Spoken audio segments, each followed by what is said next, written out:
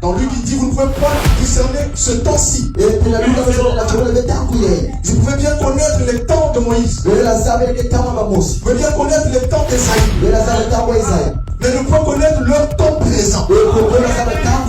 La chose la plus facile présent, c'est d'identifier un temps qui leur semble passer par rapport à leur vie.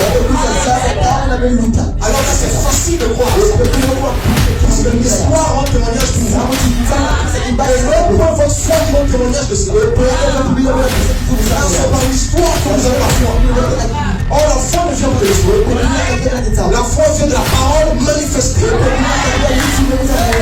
Combien je vais résumer une histoire que Dieu aurait faite. L'histoire commence ailleurs.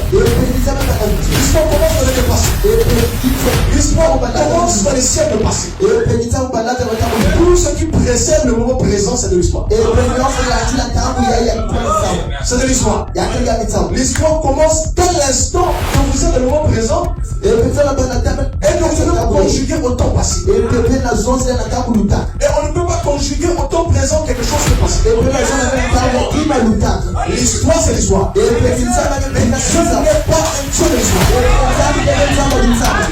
Je n'ai pas un Dieu de l'histoire. Sinon, ils auraient un Dieu de mort. S'il aurait fait le passé. Dès l'instant qu'il est 26 saisons, il n'est plus le Dieu de mort.